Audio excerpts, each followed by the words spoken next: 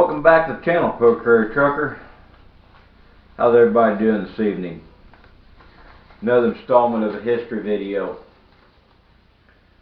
I'm hoping I get this done alright. I did not get a shooting video done today. To say I overslept is a wee bit of an understatement, considering I didn't actually shut lights out and stuff till it was probably 3 o'clock this morning.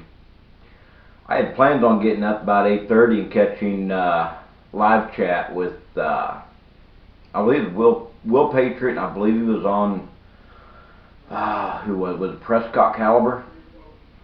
But I'd planned on catching that at 9 o'clock, and I woke up and it was 12:30. So needless to say, saying I overslept is a bit of an understatement.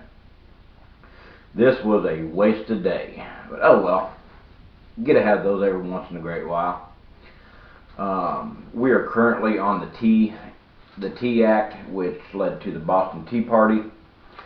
Our last video was on the Gaspee, a ship that was raided. Let me find the right one here. Tea Act 1773. We all know about the Boston Tea Party. That has to do with this Tea Act. This is still culminating from the British victory of the French and Indian War, also known as 7 Years' War.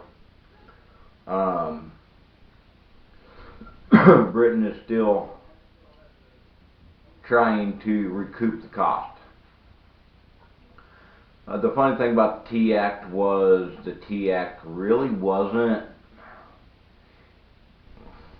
income for Britain. It was income for Britain, but not directly.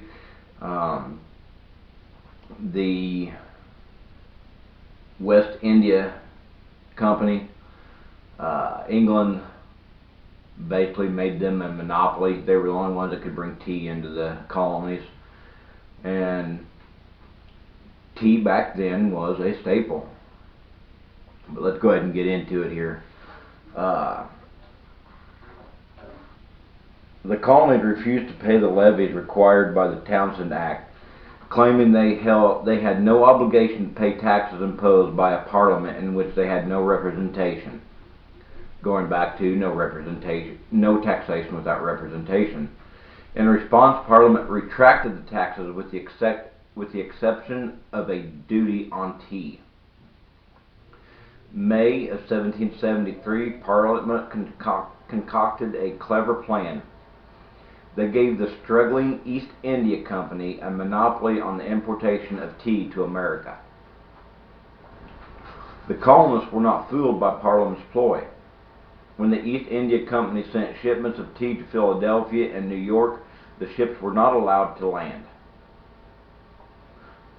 In Charleston, the ships were allowed to dock, but the cargo was consigned to a warehouse where it remained for 3 years, until it was sold by the Patriots in order to help finance the Revolution.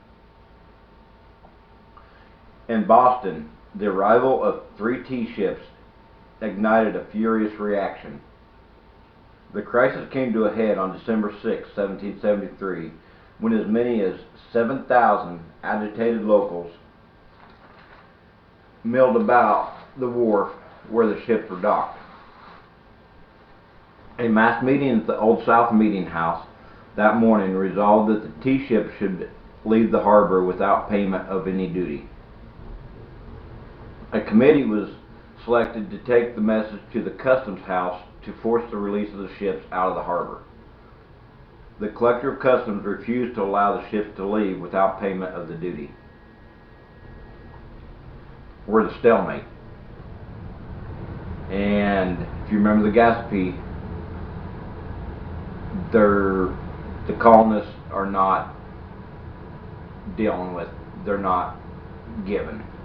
So when it becomes a stalemate, the committee reported back to the mass meeting, and a howl erupted from the meeting hall.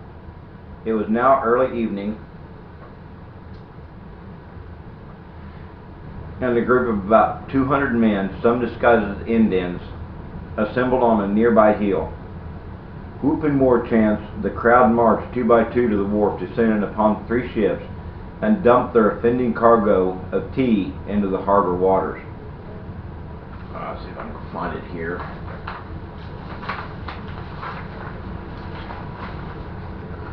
Okay, what did I do with it? Tea Act. That's my big one. Yeah, that's my big one here.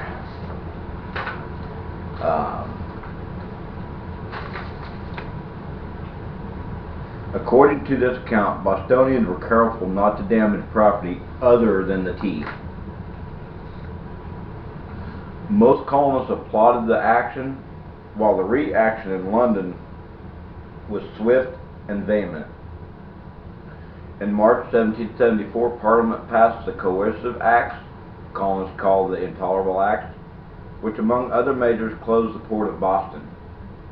The fuse that led directly to the explosion of American independence was lit.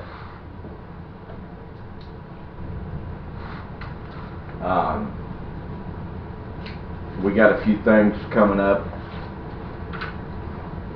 That was the Tea Act. March 31st, the Boston Port Act. May 20th, Administration of Justice Act. Again in May 20th, Massachusetts Government Act. June 2nd, Quartering Act of 1774. June 22nd, Quebec Act. These are all intolerable acts. I will probably conglomerate those into one video on my next video. And then we'll move on to the Continental Congress. But we're there. The colonists are deciding they don't want to be under British rule anymore. Absolutely not. They want independence. So I appreciate you watching, and if it's not raining tomorrow, maybe I'll get that shooting video done. We will catch you on the next one.